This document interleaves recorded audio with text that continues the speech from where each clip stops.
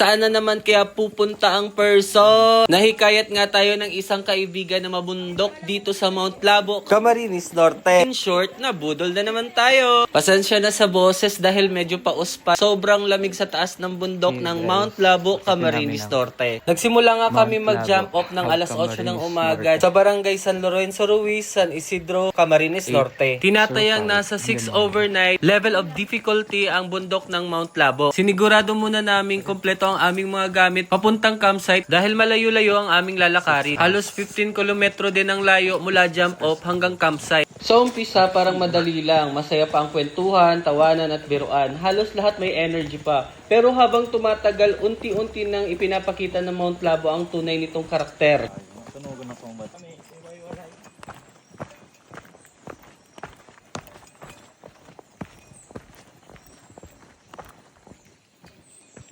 Habang naglalakad, napapalibutan kami ng makakapal na kagubatan. Ramdam mo ang preskong hangin, maririnig ang huni ng mga ibon, at ang tunog ng kalikasan na tila ba sinasabing welcome sa aming mundo o welcome sa Mount Labo.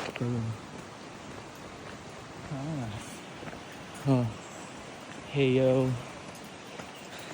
Para sa baba. Nagpahinga muna nga kami dito ng ilang minuto sa taas ng Mampili River kung saan makikita ang ganda ng gubat na kapalibot sa ilog. Bigit na tayo ng bag. Hawakan mo sa akin. Yung dalawang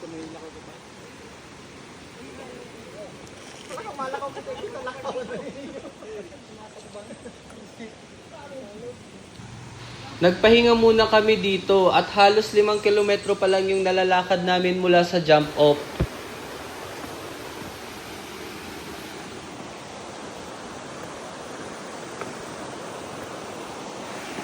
Bro!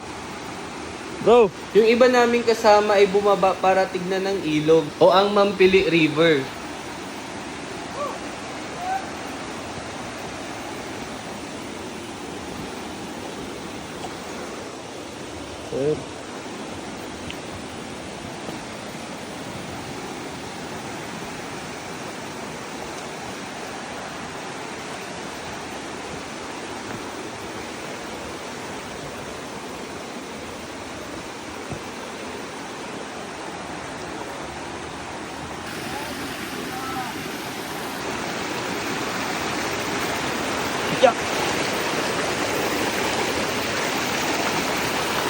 Yeah.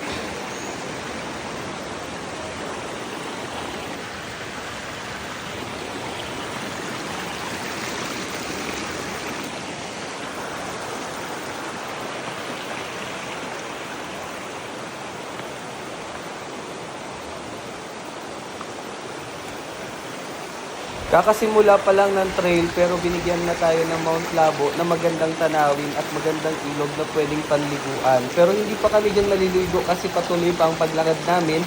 Magpapahinga muna kami sa taas tapos ilang minuto magpuproceed namin kami ulit sa paglalakad.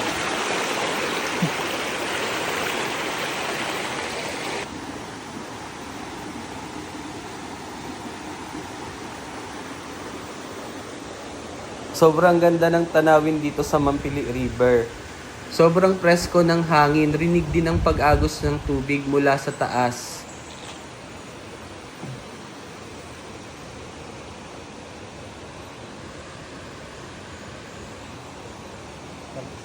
Ilang minuto ang nakalipas ay nagpatuloy na ulit kami maglakad papuntang camp.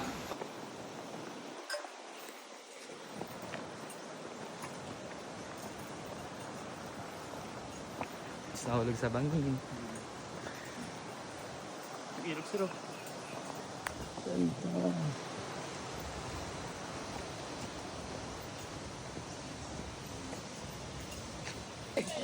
Hindi okay.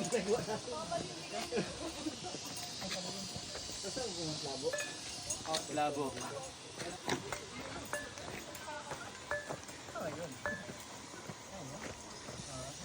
Warm up lang naman yun. Ano po nun, nag-akit po kami dun sa initan, mga bandang alas 5. Tapos 12 kami nakausin.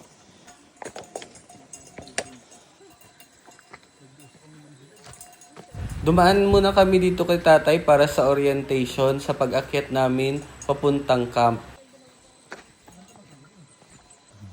ang last na water source dito bago mag-campsite si Angel Falls.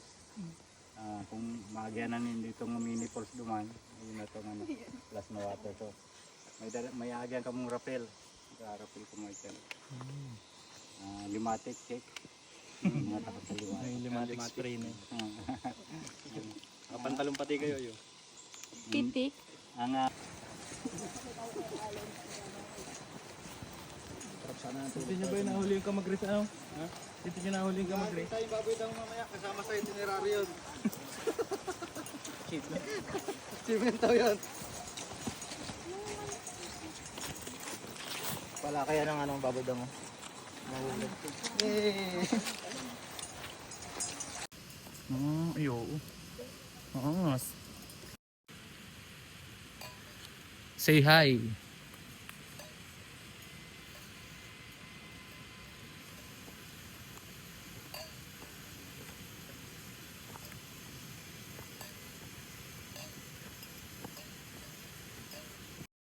Sir.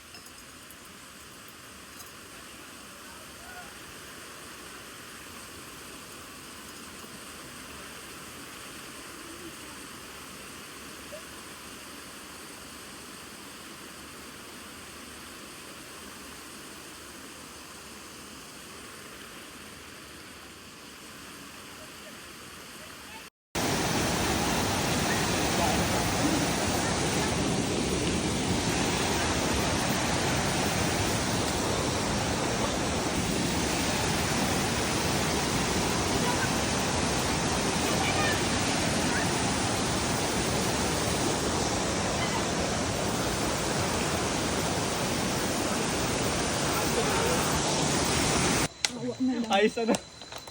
Pamatay. Asol din ang ano. Bigyan ko mo. Good. Gusto mo?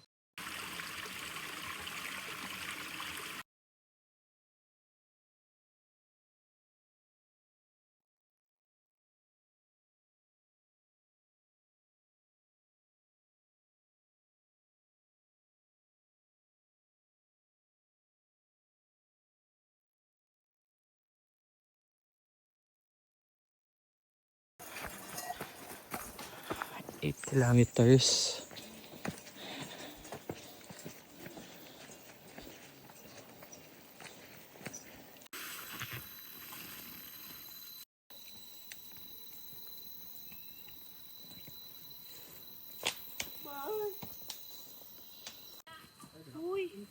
Ano daw pangalan ng bundok? Biray. Ha? Ay ba, ay, mag-elite pa pala po. Sorry. Yung ano yung slow mo. Ganda oh. Video din sir. Mamaya. Gatol. Ganda, nagbo-bluish na siya. Thank you guys. Flash na. Nice. Ang galing mo talaga sir mag-video. May talent ka dyan. Thank you sir.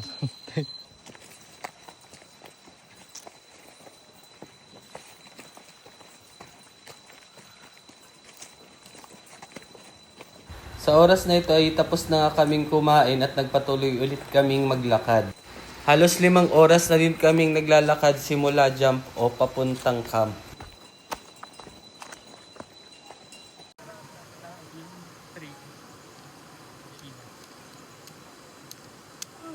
Saan natin yung ano, falls ni Tayan? Another river yung dinaanan namin at nagpahinga muna kami dito ng 10 minuto. Ano kayo si picture ng?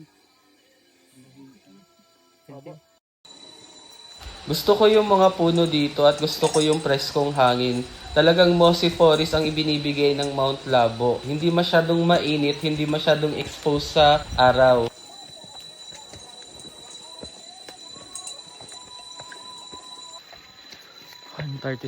PM. Malapit na kami sa campsite.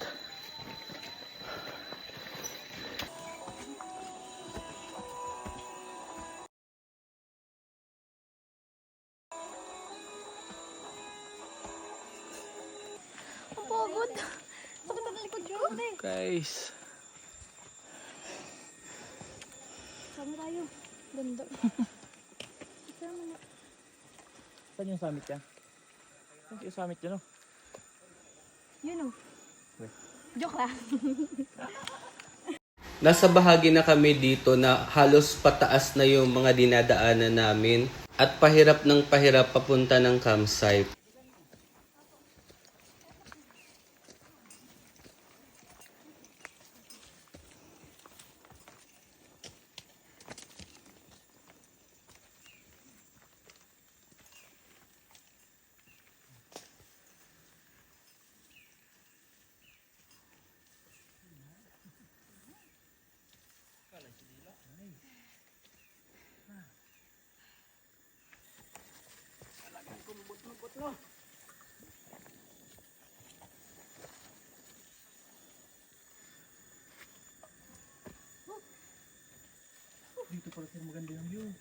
Ayan.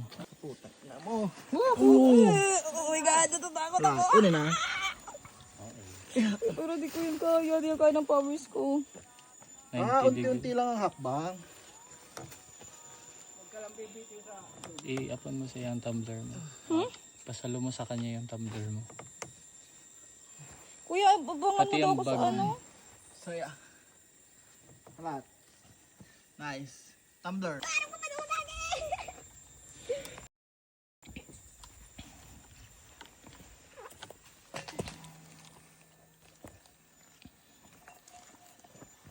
Tapos, kuya, saan ako Yun o, sa mapapakot? maliit na kaliwa. Sa kaliwa. Kaliwa. Ay, kanan. Kaliwa. Baba mo. Ako mapapakot. Sige. Meron dyan. Abot yan. Kaya baga. Kaya. Tapos, saan? Dito,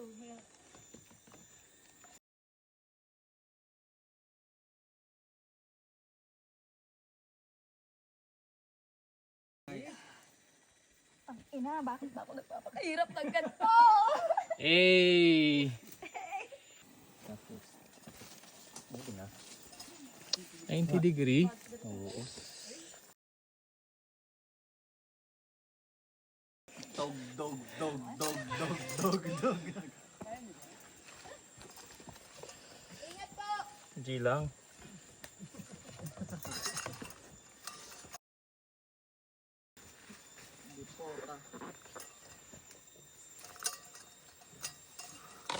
Tulo pala.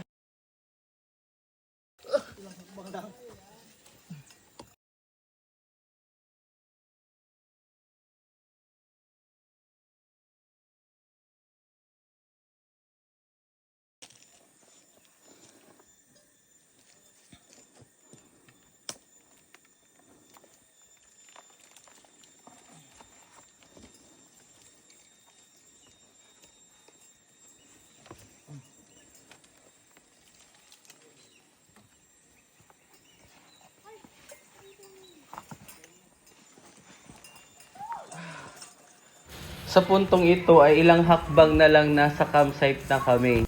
Halos 7 oras din kaming naglakad papuntang campsite. Sobrang nakakapagod pero sobrang saya. Yung excitement ko dyan papuntang campsite ay sobra. Dahil makakapagpahinga na kami sa halos 7 oras sa paglalakad.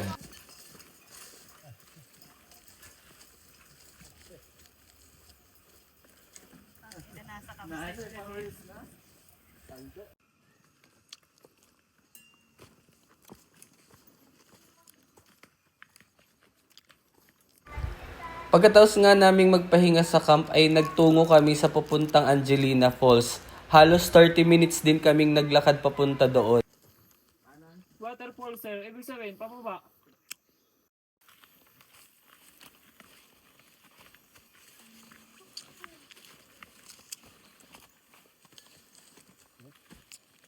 Thank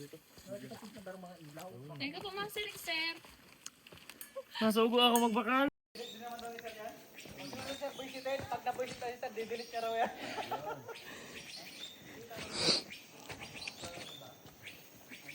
Ano to?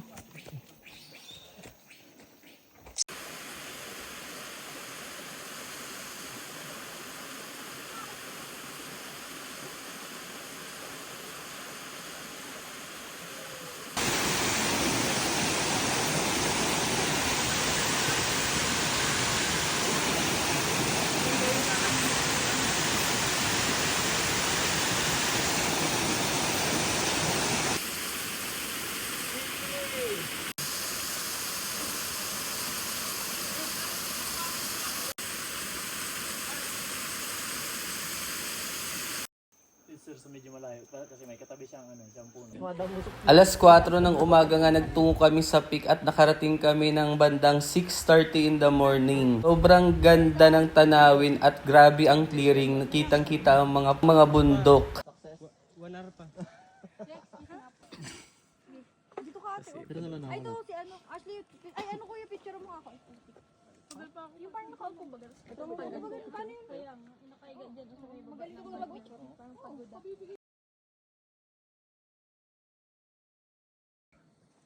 Hindi, yung si Mayo. Hindi na Instagramable. At yan nga guys, so pababa na ulit kami ng bundok. Grabing alaala at masasayang tanawin at magagandang tanawin ang binigay ng Mount Labo sa amin. Thank you sa panonood.